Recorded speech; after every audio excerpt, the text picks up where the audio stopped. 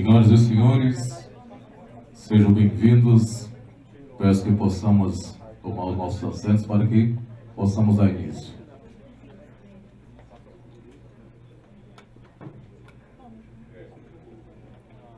Em nome do governo do Estado do Amazonas, saudamos a todos e a todas e damos boas-vindas ao Fórum Nacional Consect e Confap. Neste momento, convidamos as seguintes autoridades para tomarem assento à mesa. Dr. Odir Delagostin, presidente do Conselho Nacional das Fundações Estaduais de Amparo à Pesquisa, Confap, e presidente da Fundação de Amparo à Pesquisa do Estado do Rio Grande do Sul.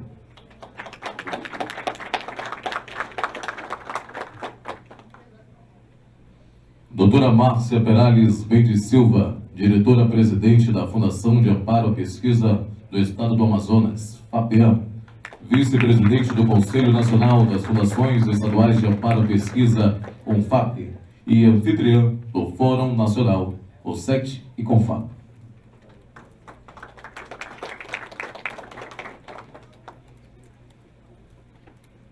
Dr. Carlos Américo Pacheco, diretor-presidente da Fundação de Amparo à Pesquisa do Estado de São Paulo, FAPESP.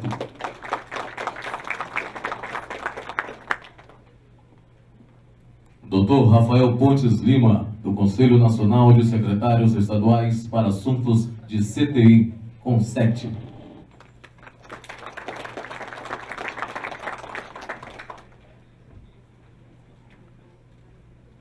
Gostaria de registrar a presença do senhor Antônio Mesquita, pró-reitor de Inovação e Tecnologia, Propriedade Intelectual da UEA. Está representando o reitor André Zogaibe.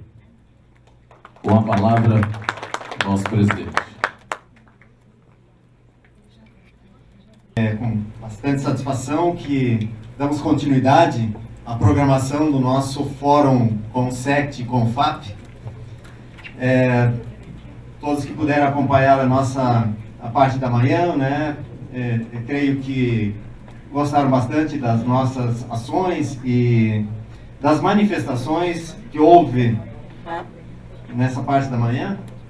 E agora, na parte da tarde, nós temos também uma programação bastante intensa e vamos procurar ser bem objetivos aqui para que a gente possa dar conta da nossa longa agenda. Eu gostaria de inicialmente cumprimentar e agradecer, né, o presidente do CONSECT, Rafael Pontes, secretário do Estado do Amapá, com quem a gente já vem estabelecendo uma relação muito próxima, né, e muito profícua. Então, o Rafael é uma pessoa de diálogo muito fácil, né, e um parceiro de todas as horas. E, obviamente, no âmbito do CONFAP, eu gostaria de cumprimentar e agradecer a presença de todos os presidentes, das presidentes, dos assessores que aqui estão, assim como também os secretários de Estado, né? Dizer que é uma alegria a gente poder ter esse momento de diálogo, de interlocução. Agradecer também os nossos convidados, né? As agências que estão aqui, que daqui a pouco também participarão, nosso convidado de honra aqui também, ex-ministro de Ciência e Tecnologia de Portugal, daqui a pouco vamos ter a satisfação de ouvi-lo, né? Mas, iniciando essa programação da parte da tarde, nós temos um assunto de grande importância para todas as unidades da federação. E peço que coloquem a apresentação, por favor. E é um assunto que exigiu do conjunto de fundações de amparo à pesquisa e de secretários, muita compreensão, muito diálogo, muito estudo, para chegarmos a um resultado que nós vamos concretizar na forma do que nós chamamos de Carta de Manaus. E a Carta de Manaus é uma atualização de um documento firmado em Salvador há praticamente 18 anos, né? Na próxima semana, a Carta de Salvador completa 18 anos E esse documento foi um documento firmado num fórum conjunto com o CET e com o FAP, em Salvador, um documento dirigido ao então ministro de Ciência e Tecnologia, que descrevia algumas ações que o CONCET e o CONFAP consideravam prioritárias, importantes para que o Ministério desenvolvesse, e também, e principalmente, definiu critérios para alocação de contrapartida em convênios com agências federais. Estabeleceu 4 grupos. O grupo A, constituído apenas pelo Estado de São Paulo, e definiu naquele documento que em convênios com o CNPq, com o FINEP, com o Ministério da Saúde, quando a agência federal coloca R$1, o Estado de São Paulo coloca também R$1. No grupo B, estavam os estados de Minas Gerais, Rio Grande do Sul e Rio de Janeiro. Para esse grupo, a relação seria 1 para 1,5. 1,5 de recursos federais, 1 do Estado. O grupo C, composto por esses outros estados, e o D, o grupo C seria uma relação de 1 para 2 e o grupo D, uma relação de 1 para 3. Obviamente que isso foi feito com base em critérios. Na época, levaram em consideração critérios acadêmicos e critérios relacionados principalmente ao critério econômico, especificamente PIB per capita. Quando a gente analisa 4 indicadores, 4 variáveis que nós consideramos que 2 acadêmicos e 2 econômicos sociais, né? Acadêmico seria o número de doutores formados em cada estado e o número de artigos científicos. E os outros 2, PIB per capita e IDH, quando a gente compara como esses estados se comparavam, né, em 2004 e como estão hoje, nós percebemos que houve uma redução significativa das desigualdades entre os estados quando comparado com o estado de São Paulo, que é a nossa referência. Então, em vermelho seria a distância do estado de São Paulo hoje, ou seja, 2020, com os indicadores de 2020, e nesse cinza escuro a distância que havia há 18 anos, mostrando claramente que nós tivemos uma redução muito importante das desigualdades na distância da maioria das unidades da federação em relação ao estado de São Paulo. Isso então indica que nós precisamos, que é urgente que a gente tenha uma atualização na Carta de Salvador. E para fazer isso nós criamos no âmbito do CONFAP um GT chamado GT Carta de Salvador, composto por esses presidentes de diversas FAPs, né, coordenado pelo Pacheco, por isso né, está aqui na mesa como autoridade, né, porque de fato o Pacheco conduziu os trabalhos desse GT de forma muito qualificada e foram N reuniões, eu não sei quantas, mas foram muitas reuniões, né, de uma construção coletiva, de discussões muito profícuas, de discussões em relação a critérios, quais os indicadores, vamos botar esse, não, esse é importante, não, não é, enfim, troca esse, tira aquele, até a gente chegar a um consenso de que nós poderíamos trabalhar com 5 indicadores, e esses 5 indicadores refletem, né, muito bem a realidade de cada estado, né, a situação que o estado se encontra atualmente em relação ao seu desenvolvimento acadêmico, econômico, social e as diferenças em relação às outras unidades da federação. Então nós estabelecemos como critérios o número de titulados, de titulações em programas de doutorado. Trabalhamos com a média dos anos de 2018 a 2020 para evitar aquela variação que existe de um ano para outro. Número de publicações científicas indexadas na Web of Science, buscadas através da ferramenta Insights, por unidade da federação. E aqui trabalhamos também com a média 2018 a 2020. O produto interno bruto por habitante, o PIB per capita, e utilizamos os dados de 2019, que são os mais atualizados atualmente disponíveis. O IDH 2017 é o último dado disponível. E, por fim, o Índice de Inovação, o Índice FIEC de Inovação, FIEC, Federação das Indústrias do Estado do Ceará. Essa federação, a FIEC, vem publicando, já publica ao longo dos últimos 3 anos, anualmente, um conjunto de indicadores e uma classificação dos estados com relação à inovação. E incluímos também, então, esse índice FIEC.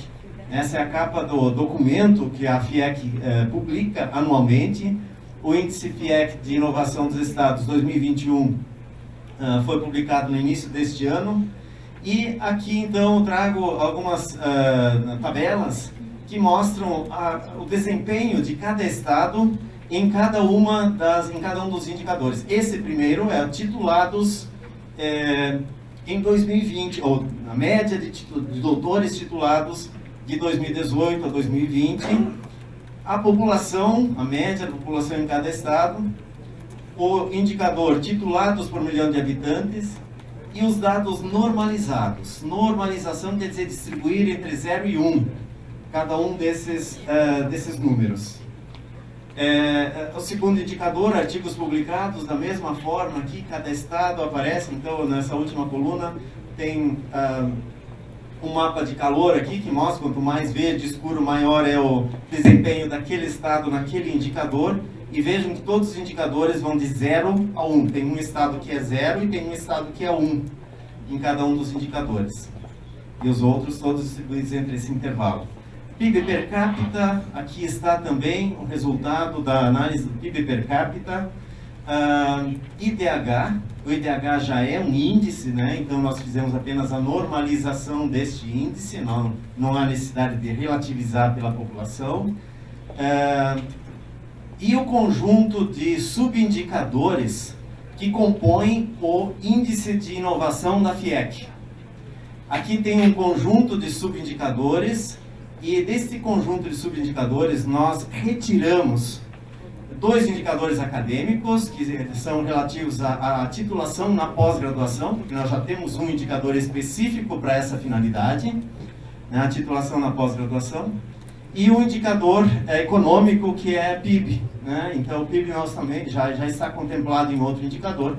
Aqui há 2 dimensões, uma dimensão de capacidades e uma outra dimensão de resultados.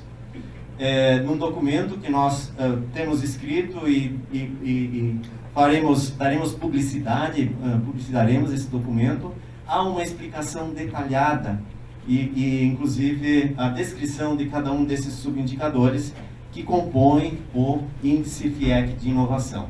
Aqui estão, então, os 5 indicadores normalizados e observem, né, que a gente, então, consegue ver os que têm maior desempenho ou menor, enfim, mas é difícil visualmente assim identificar quem no conjunto está mais próximo de São Paulo, mais distante de São Paulo. É interessante observar aqui, por exemplo, que 2 indicadores, os 2 primeiros, o Rio Grande do Sul é o que apresenta o melhor desempenho, mas os outros 3 indicadores, São Paulo já é o que está com o número 1 aí. Feita constituída esta matriz, foi utilizado uma fórmula para calcular a distância, usamos a distância euclidiana. Aqui está a definição do que é distância euclidiana, mas é uma fórmula matemática em que se calcula, né, a distância de um conjunto de números, né, de fatores, que permite, então, essa composição. No documento também nós temos informações mais detalhadas do resultado, da metodologia, né, do cálculo, inclusive, da distância euclidiana. Esse é o resultado do cálculo da distância euclidiana, colocando São Paulo como referência e a distância em relação ao estado de São Paulo.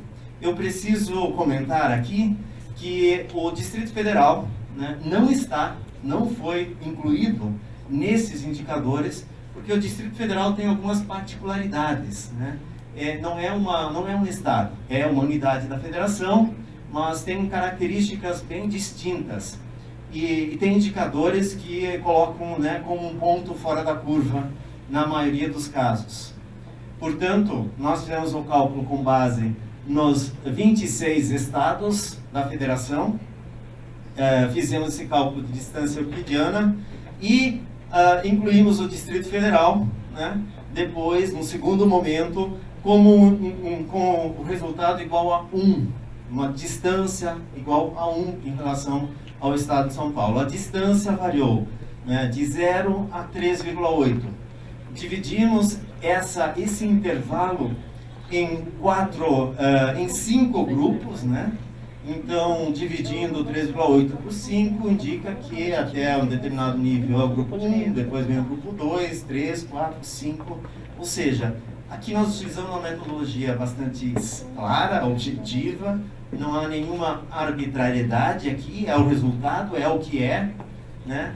E obtivemos essa classificação. Então, nós podemos ver nesta coluna, que aqui não dá para apontar na tela, mas aqui nessa coluna, como era a contrapartida segundo a Carta de Salvador e como vai ficar agora nessa contrapartida segundo a Carta de Manaus, né? Então, dá para observar que nenhum estado caiu, no sentido de que tem que agora passar a fazer um aporte maior de contrapartida. A maioria dos estados teve, digamos assim, agora está numa situação melhor, né? Tem alterações de 2 para 4, de 3 para 5, 2 para 2,5, 1,5 para 2, alguns permaneceram na mesma classificação, 3 e 3, 2 e 2, né? E agora nós consideramos que temos uma distribuição, um conjunto de grupos aqui, né?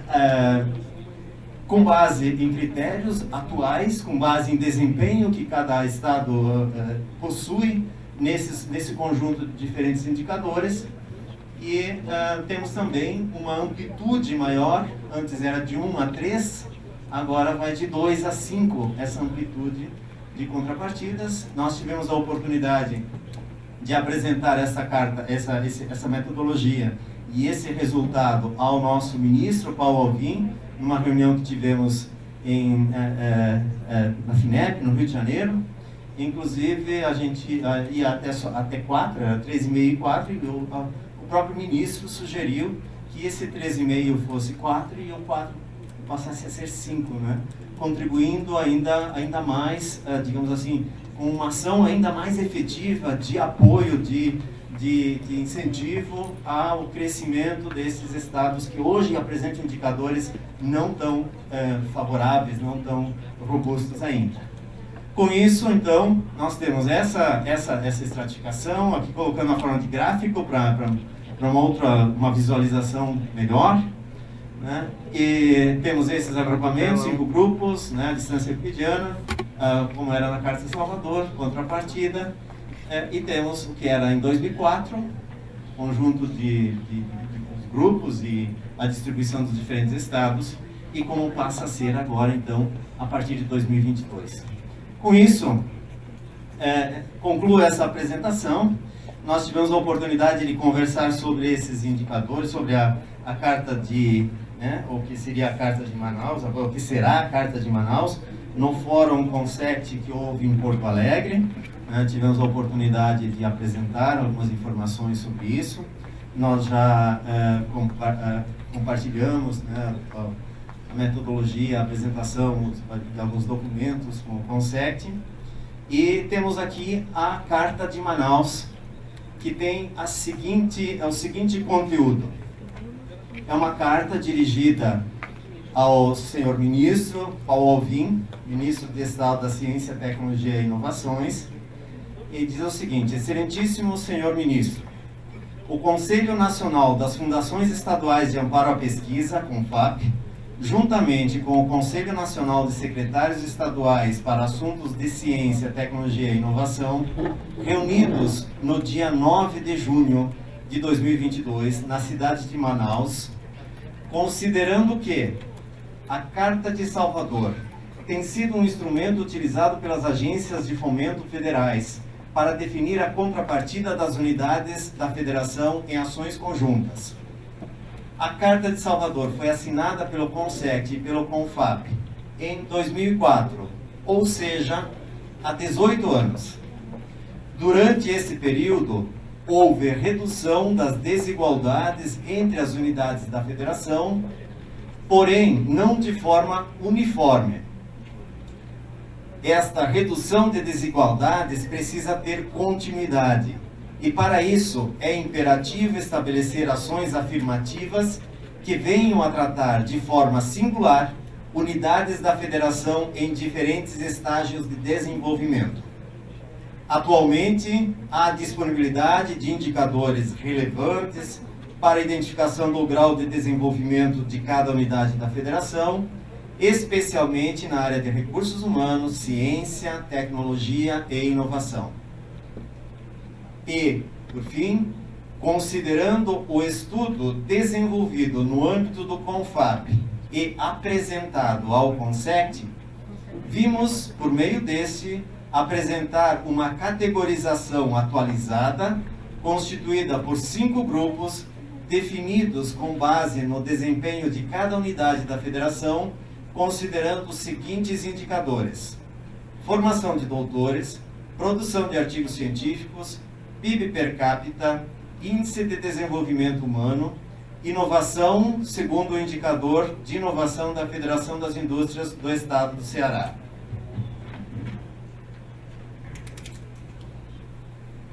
Sugerimos que a partir de agora sejam utilizados os seguintes critérios para a definição de aporte de contrapartida de cada unidade da federação. Grupo A, Santa Catarina, São Paulo, Rio de Janeiro, Paraná e Rio Grande do Sul, 1:2. Grupo B, Minas Gerais, Distrito Federal, Mato Grosso do Sul, Espírito Santo, 1:2,5. Grupo C, Mato Grosso, Goiás, Amazônia, Rio Grande do Norte, Pernambuco, Paraíba e Ceará, 1:3. Grupo D, Sergipe, Roraima, Tocantins, Amapá, Bahia, Rondônia, Acre e Pará, 1:4. E Grupo E, Piauí, Alagoas e Maranhão, 1:5. Sendo que se apresenta para o momento, reiteramos nossos protestos de elevada estima e distinta consideração. Respeitosamente, Odir de Lagostin, presidente do CONFAP, e Rafael Pontes, presidente do CONSET. Então aqui está a Carta de Manaus, que passaremos a fazer a assinatura, então. Convido o Rafael para que a gente faça a assinatura deste documento, mas antes, obviamente, eu gostaria de passar a palavra para o Rafael para fazer as suas considerações. Vou falar em pé aqui, é professor que está falando sempre em pé. Mas eu não sei se a gente também abre para, de repente, que alguém faça alguma ponderação também, algum questionamento, antes que a gente assine e depois puxe a orelha da gente, né? Bom, primeiro, novamente, boa tarde a todos. Agradecer demais a Márcia e toda essa equipe aqui do Amazonas pelo acolhimento brilhante com todos nós. Está sendo muito confortável a participação no evento. E dizer que este documento, como muitos que nós, além da iniciativa Amazônia Mais 10, eu acho que esse fórum tem um momento marcante que é a Carta de Manaus.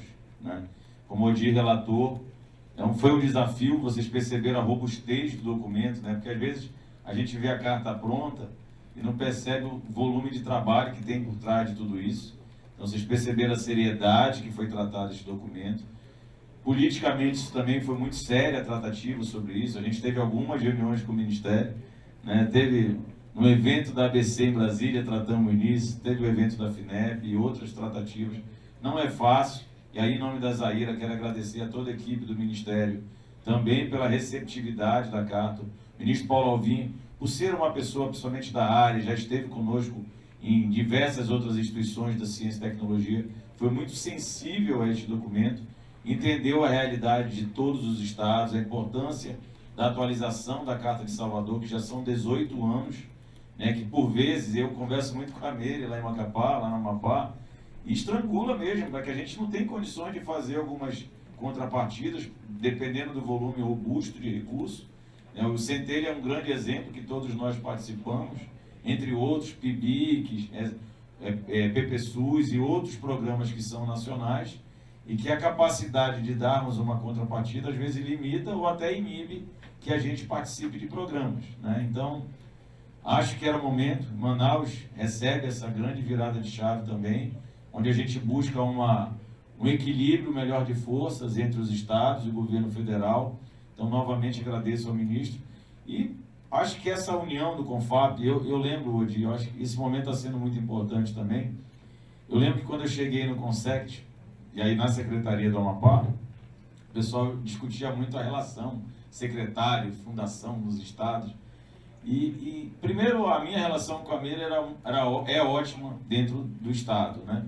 E aí ver que o CONSECT e o CONFAP, novamente, consegue estabelecer uma relação e construir juntos políticas públicas tão importantes, mostra o que foi dito de manhã, a necessidade de que a ciência, na prática, se estabeleça na integração, no diálogo, né, na união de esforços, na convergência. A gente pode discordar bastante, mas que a gente consiga convergir para um trabalho coletivo, que juntos, os 27 estados, mais os ministérios, né, a figura do ente Brasília, do ente Distrito Federal, a gente vai conseguir com toda certeza equilibrar esses desequilíbrios que a gente tem. Não só, a gente falou muito da região amazônica, mas o Nordeste tem muito desequilíbrio no seu potencial de financiamento, e as próprias outras regiões, né? Você tem isso muito claro também na região Sul, Sudeste, Centro-Oeste, onde a gente tem forças, como o estado de São Paulo e alguns outros estados que não tenham a mesma possibilidade de alcançar o impacto desejado pela ciência e tecnologia e principalmente a inovação.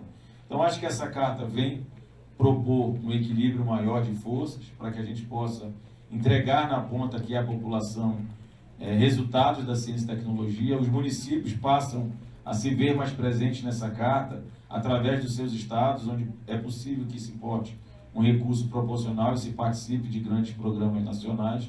E eu tenho certeza, né, que a partir desse diálogo ainda mais próximo entre o CONSECT e o CONFAP, é um start para um novo volume de recursos e outros programas junto com o Ministério. Então, te parabenizar o Di, a Márcia, Pacheco, o trabalho do CONFAP foi brilhante. O nosso papel aqui no CONSECT é chancelar juntos e dar a credibilidade que precisa ser dada, e que eu tenho certeza que o ministro Paulo Alvim, e aqui eu já queria antecipar e convidar a Zaira, em nome do Ministério, para que participe dessa assinatura aqui na foto conosco, para que juntos a gente venha celebrar, junto com o ministro Paulo Alvim, um novo momento de equilíbrio mais justo para a ciência e tecnologia, alcançando os 27 estados brasileiros. Parabéns, Odi, e vamos assinar. Não sei se também... Então, muito rapidamente, se houver alguma dúvida, a gente pode esclarecer como é que foi feito o estudo, mas, como o Di explicou, foram várias e várias reuniões e uma colaboração de muitas pessoas que estão naquele grupo de trabalho. Não queria citar especialmente uma ou outra, mas agradecer especificamente o Espinosa pelo trabalho que fez na área de inovação, nos ajudando a resolver um bom problema que a gente não sabia como resolver. Mas todo mundo ajudou e todo mundo questionou, fizemos um checklist de tudo que a gente tinha feito, etc. Eu acho que foi um bom trabalho, etc. Eu queria especialmente agradecer ao CNPq, não por conta da contribuição no estudo, mas o CNPq, quando eu fazia graduação no terceiro ano de escola, me deu uma bolsa de iniciação científica em álgebra linear. Queria agradecer o bom investimento que o CNPq fez naquele momento. Obrigado.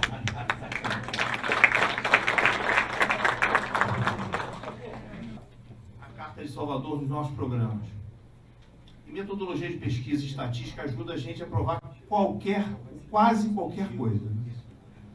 Então, a única coisa que eu queria entender na argumentação, e para mim é claro que essa carta, na realidade, propõe um alívio para os estados, principalmente para os estados menores, na proporção de recursos com a União. Então, para mim, está claro isso, né? O que eu não consegui entender na construção lógica da argumentação é que se todo mundo melhorou, ou seja, se tudo melhorou, por que os estados estão reduzindo o aporte de contrapartida em relação aos recursos da União? É isso que eu gostaria de entender. Ou seja, eu entendi, por que eu estou perguntando? Porque quando a gente constrói política pública, e no caso especificamente Centelha e Tecnova, é uma construção coletiva nossa aqui, né? E a construção coletiva é de uma dificuldade tamanha de tal ponto que faz o quê? Que faz uma indução para os estados das políticas que a gente quer para o país. É constante eu ouvir aqui dos nossos colegas que, através do advento do Centelho e do Tecnova, nós induzimos nos estados novos programas com tickets menores que fizeram e sensibilizaram os governos estaduais da importância da participação das esferas estaduais nos seus programas. Com essa lógica que eu estou entendendo aqui, eu, de certa forma, eu desobrigo os governos estaduais, eu reduzo a obrigação em relação ao aporte de recursos. Eu não sou contra de maneira alguma, mas eu só queria que isso ficasse claro para a minha cabeça, ou seja, porque a construção lógica aqui, da distância euclidiana, enfim, de toda a matemática que a gente usou aqui para tentar dar uma sustentação, o que eu não consegui entender é que se tudo melhorou, e São Paulo era o benchmark, por que São Paulo é o benchmark? Porque São Paulo é o estado mais rico da União. É o maior PIB do país. E agora a gente reduz São Paulo, em termos de contrapartida, e diz que como tudo melhorou, todo mundo reduz. Sem problema nenhum, somente não pode ser usado esse argumento. Ou seja, o que a gente tem que dizer é o seguinte, olha só, visando que os estados mais pobres precisam talvez reduzir o seu aporte, dado aos contingenciamentos dos orçamentos, aí tá bom. Aí a lógica está ok para mim. Mas dizer que todo mundo melhorou em relação a São Paulo, que a coisa ficou mais bonita, o quadro ficou mais bonito, e eu reduzo o aporte de contrapartida dos estados em relação ao da União, eu confesso que eu não consegui entender. Tá? E confesso que não é uma boa indução na nossa visão para os estados. Os governos estaduais, eles são cíclicos, há momentos de contração e expansão, há momentos que a inovação deixa de ser importante em determinados momentos, e é muito difícil a gente estar aqui construindo política pública. Só Deus sabe o que a gente fez para conseguir ter o Centelha 2, ter o Tecnova 3. Eu posso falar de cadeira com os senhores. E a gente então está, nesse momento aqui, dizer o seguinte, olha, é essa a construção que a gente quer. Vamos reduzir o aporte de dinheiro dos estados, e de São Paulo, principalmente, né? 50% de redução. Né? E isso, de certa forma, é o que a gente quer na agenda de ciência, tecnologia e inovação para os estados. É isso que eu queria só entender. Ou seja, eu aceito a argumentação que para alguns estados, e a FINEP praticou isso. A FINEP, em vários momentos, disse assim, olha, até tantos milhões, isenção de contrapartida. Acima de tantos milhões, aí a FINEP tem que botar mais dinheiro. Né? Ou seja, mas então a gente tudo bem, essa é a lógica, e se todos os estados acharem que isso é realmente entendível, vão para frente, mas só que a construção, a argumentação não me pareceu lógica. Tudo melhora e a contrapartida é reduzida. Só queria entender um pouco. Boa tarde a todos e a todas. Marcelo, eu acho que, em verdade, não significa que os estados vão investir menos em inovação. Na prática, a Carta de Salvador, ela produziu os efeitos pedagógicos que nós queríamos. Os estados, ao longo do tempo, foram investindo mais em ciência, tecnologia e inovação.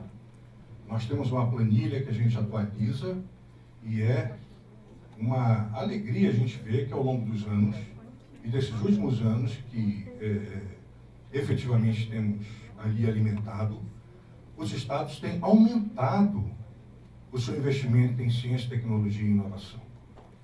Então, alguns estados sofreram mais, outros menos, com dificuldades, enfim, mas é visível, dos estados menores aos maiores, o aumento do investimento em ciência, tecnologia e inovação. Então, a ideia de que a Carta de Salvador significa que a gente vai colocar menos, não. Do ponto de vista global, as FAPs e os estados, as secretarias apoiando, têm aumentado o seu investimento em ciência e tecnologia.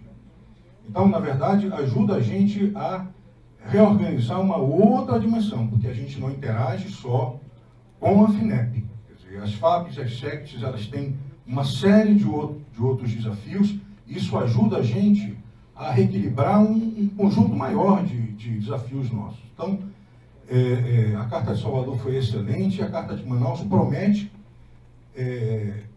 continuar essa linha. Não é?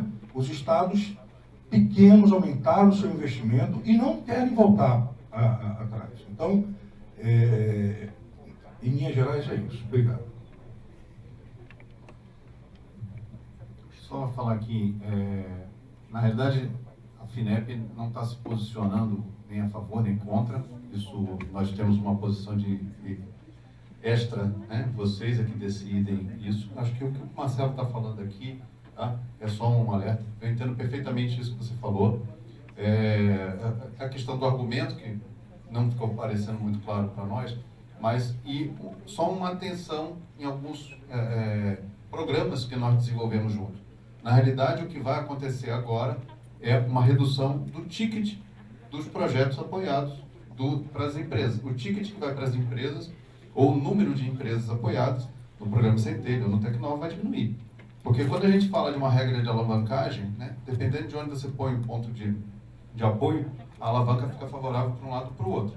O que está sendo feito é mudar esse ponto de apoio de maneira que fique mais favorável aos estados, diminuindo a contrapartida para dar espaço para outros programas que vocês estão desenvolvendo. Tá lógico, isso aí está entendido. Agora, por exemplo, no Tecnova 3 que nós vamos lançar agora, os valores já estão definidos. Na faixa ali de 10 milhões por estado. Com essa redução, São Paulo, por exemplo, seria 20, vai passar a ser 15 milhões. Outros estados, que seria 1 para 1,5, vai cair para menos. É só isso. É uma decisão, como vocês estão falando, é uma decisão coletiva. A FINEP está de fora, só está fazendo o alerta daquilo que pode acontecer. Tá legal? Obrigado.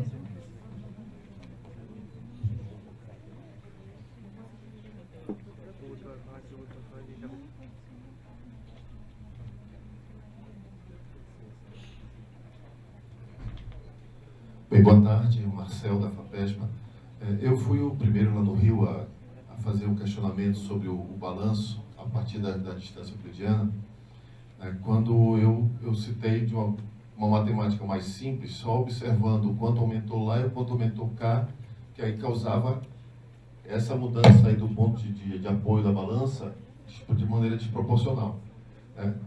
Lá mesmo nós corrigimos um pouco isso, os números apresentados aqui já são diferentes do que nós apresentamos lá no Rio, mas colaborando com o que o Marcelo acabou de falar, se nós temos como princípio lá da Carta de Salvador diminuir a distância dos demais estados para São Paulo, você tem São Paulo como 1 e os outros tinham um handicap para poder fazer frente, e isso se provou bom ao longo dos 18 anos, que a distância veio diminuindo, Marcelo.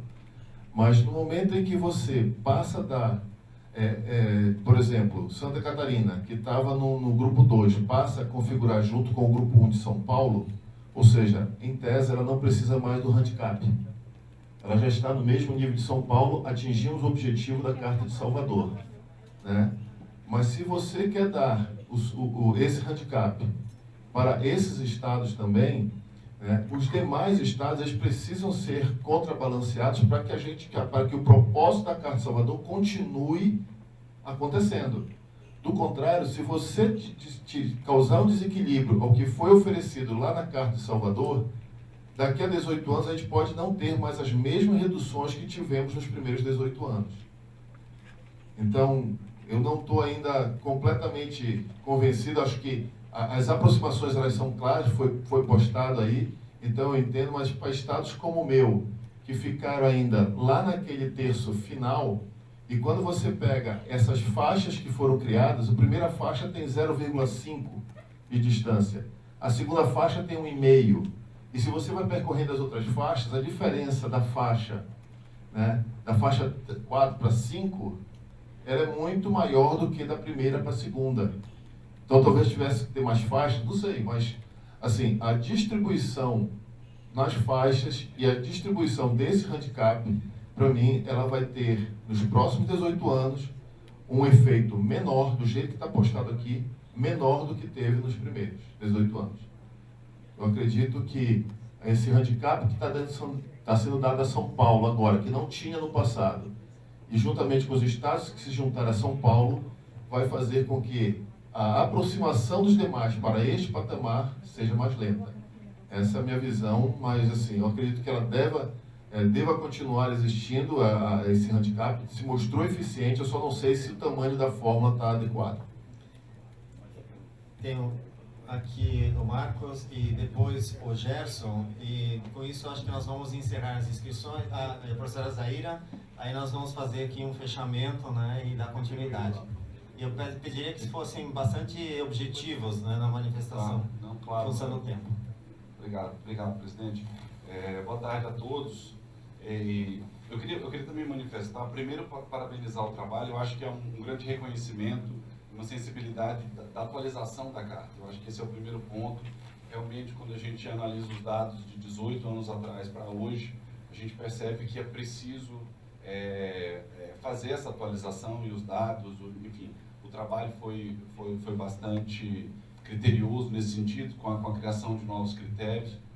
Mas, presidente, assim, alguns pontos, como foi colocado aqui, eu também acho que a gente precisaria discutir com mais profundidade e amplamente com todos os membros do CONFAP todas essas premissas, todos esses resultados, porque eu, particularmente, ainda tenho dúvidas para corroborar e atender e concordar com uma assinatura de um documento desse hoje. Digo isso, primeiramente, eu posso falar aqui, por exemplo, do meu estado, que eu represento, o Distrito Federal, que em todo documento, pelo menos que chegou até a mim, a gente só é mencionado 2 vezes. Uma que é retirado da amostra por características particulares e depois que volta para a amostra com uma classificação de 1, sem nenhuma razão para isso. Então, eu, por exemplo, estou falando que é do meu estado, o estado da FAP que eu represento, eu não sei por que foi tirado, as razões que tiraram, e não sei as razões porque foi colocado com 1, por exemplo.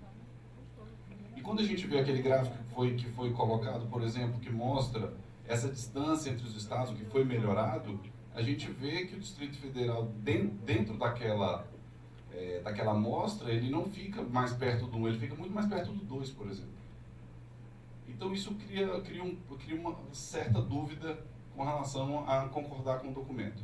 Outro ponto importante é essa questão que foi falada, que é a questão da desigualdade e a busca, e a procura, a promoção da equidade entre as FAPs. Realmente a gente vê uma distorção no incremento dos pesos que cada estado recebeu. Então, a gente vê estados, por exemplo, que ficaram com o mesmo peso, ou seja, teve um incremento 0. No caso do Distrito Federal, nós tivemos um incremento de 25%. Outros estados têm 50%, 66%, e no caso São Paulo, que seria o nosso benchmark aqui, né, para as ações nossas tanto de orçamento quanto de contrapartida, teve um incremento de 100%. 100%.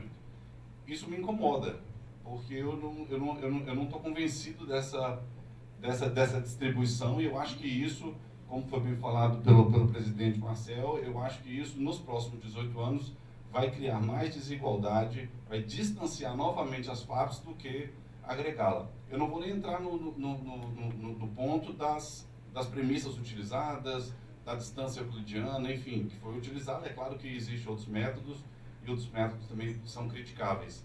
Mas a gente teria que buscar uma forma de diminuir essas desigualdades entre as FAPs e não acentuá-las. Então, eu queria pontuar esses pontos aqui com os meus colegas.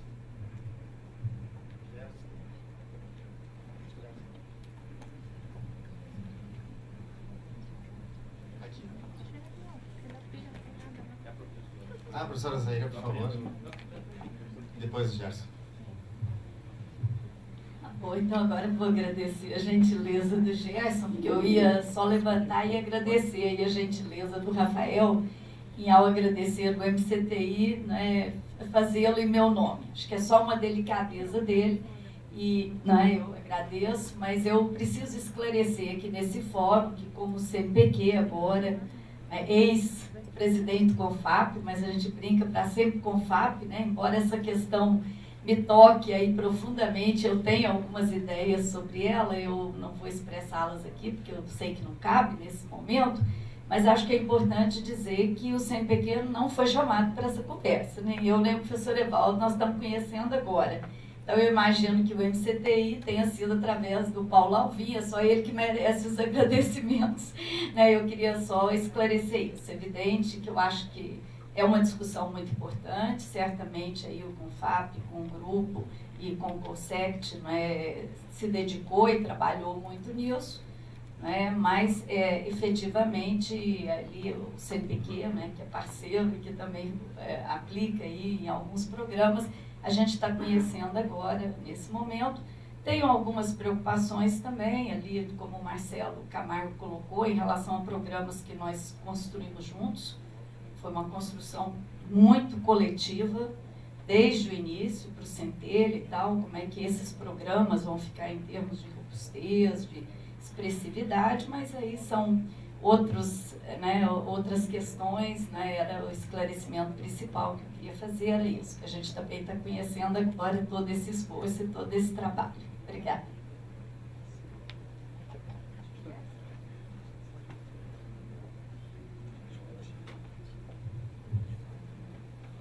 Na verdade, eu tinha decidido não falar, mas parabenizar o Odi, o Rafael, o Pacheco, né, todos, né?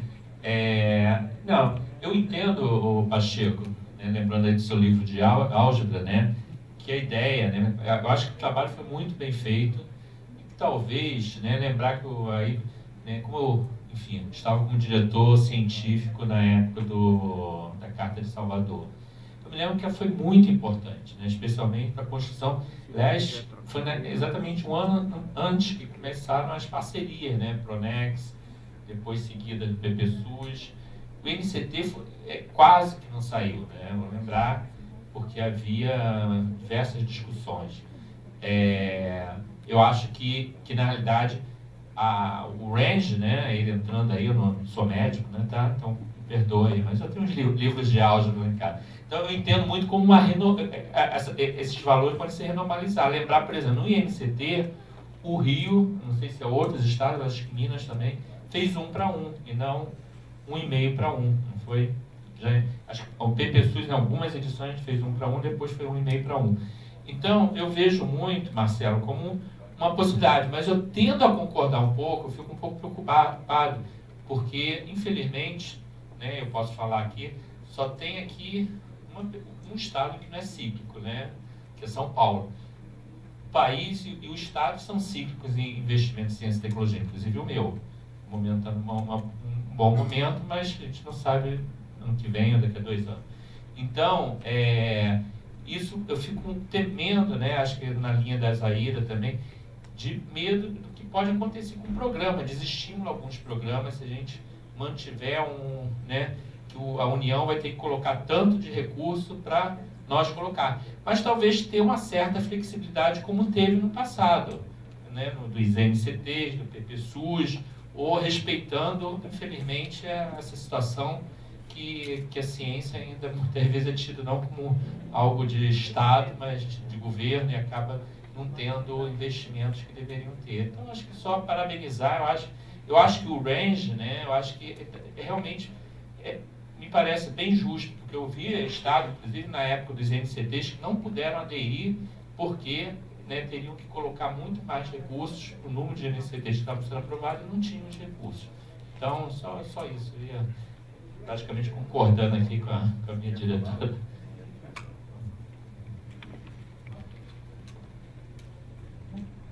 Bom, eu vou até retomar uma fala que eu fiz antes. Eu acho que o consenso, né, e a responsabilidade de liderar essas ações cabe no ouvir. Às vezes alguns não são ouvidos, outros são. E eu tenho certeza que esse debate ocorreu. A gente pode até não concordar no todo. E aí eu queria pegar da fala final aqui do Gerson, da flexibilidade. A Carta de Salvador, ela trouxe um balizamento que antes não existia. Que antes era meio que modelo balcão. Era uma negociação sem uma regra clara e bem definida.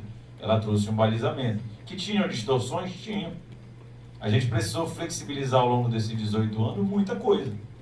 Né? Alguns programas que era possível de se usar a carta se usavam, outros a gente abria uma negociação.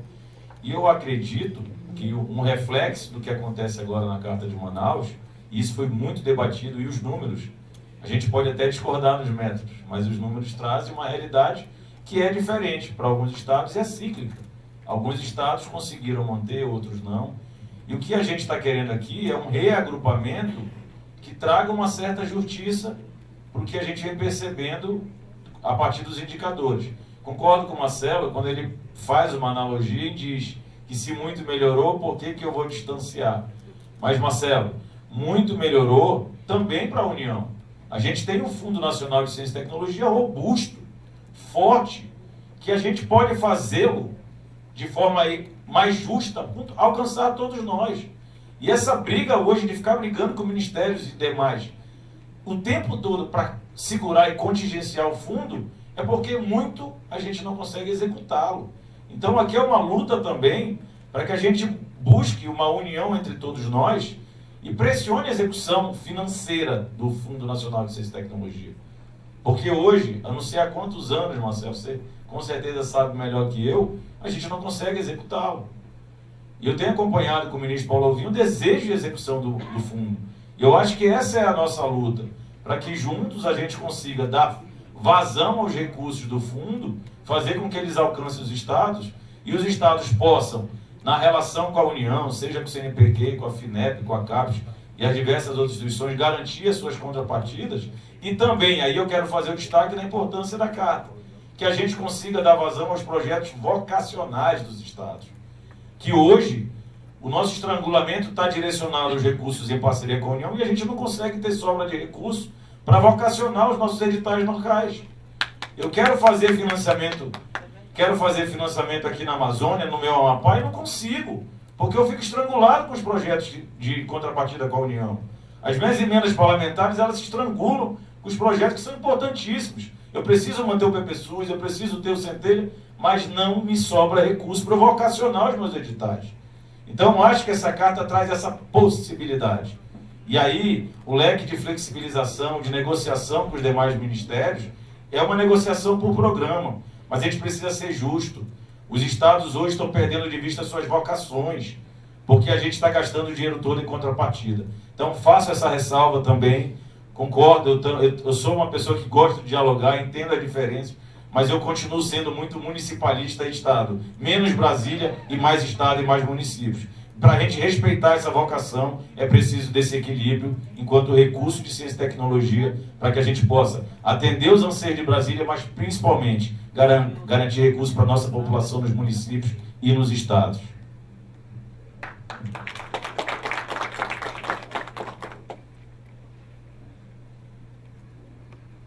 Eu só gostaria de acrescentar, né, de que essa construção realmente é difícil. No âmbito do nosso GT, enfim, o GT começou menor, depois nós ampliamos para ter mais robustez, inclusive nas discussões. Foram discussões acaloradas, né? Havia diferentes visões, diferentes percepções, e nós fomos construindo juntos, nós fomos, né, acrescentando, né, lapidando, até chegar a um consenso.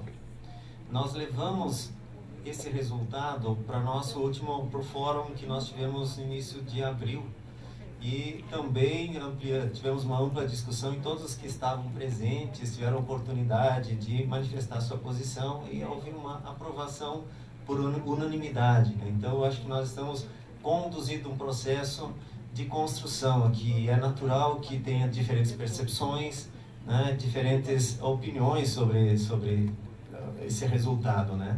Mas eu acho que houve aqui uma construção bastante robusta, né? E nos sentimos muito tranquilos para, nesse momento, né, firmar esse compromisso.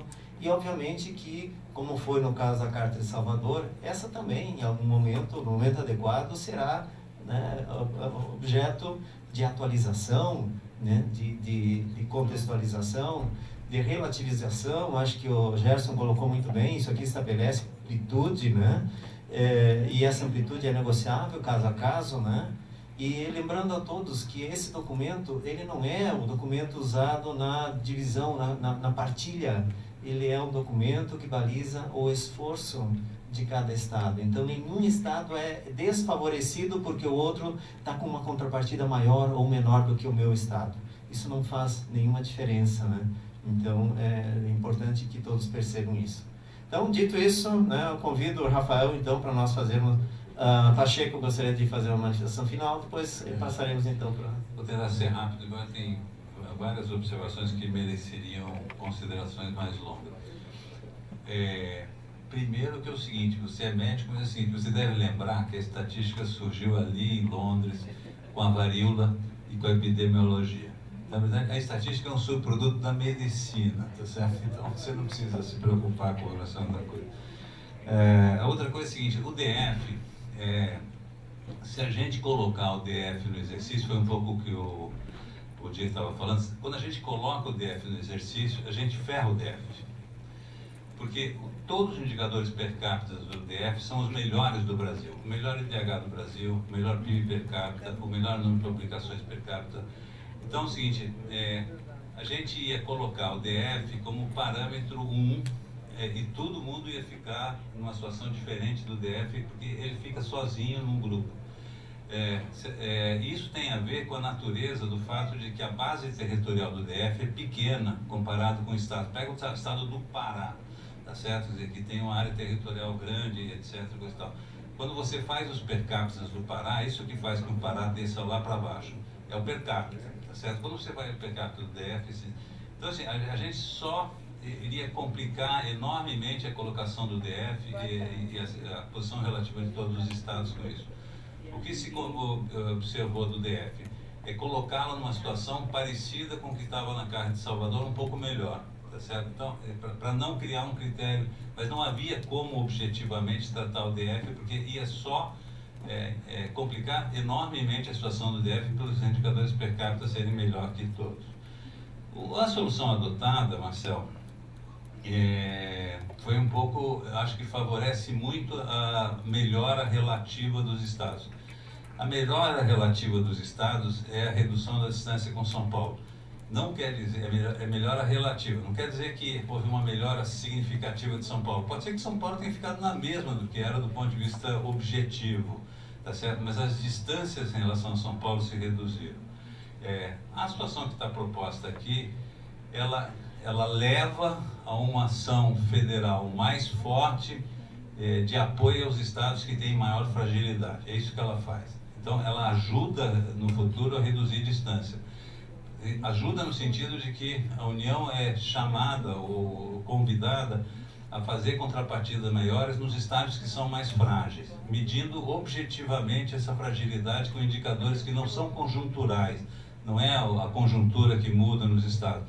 Todos os indicadores são estruturais, você não muda de um dia para outro o número de doutores formados, as publicações, etc.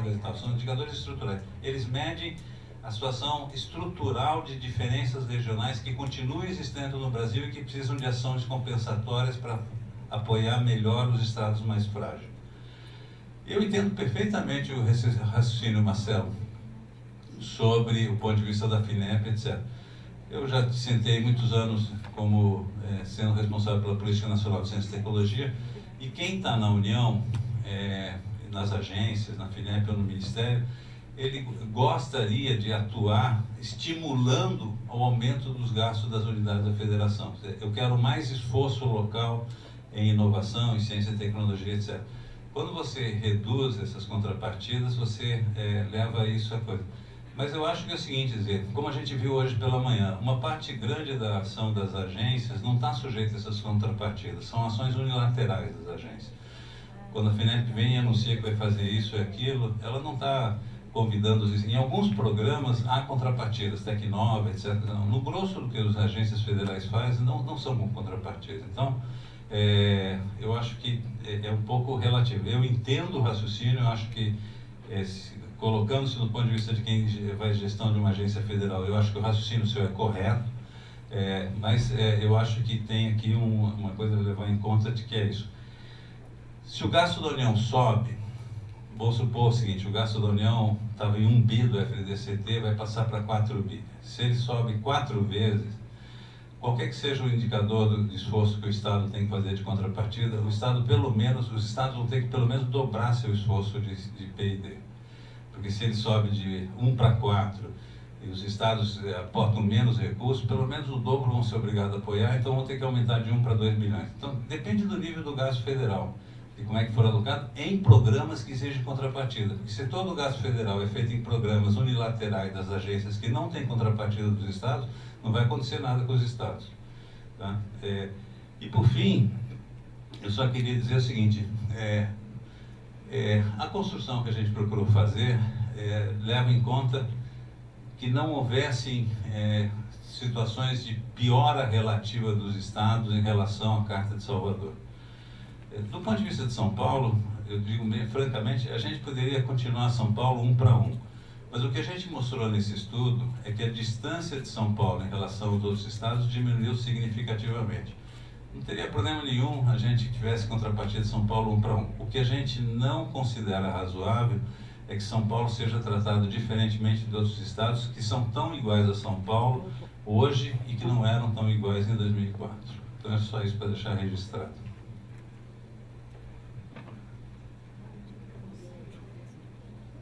Convido então agora o presidente Rafael e aqui vamos firmar então esse documento que será encaminhado ao nosso ministro então como referência, como carta.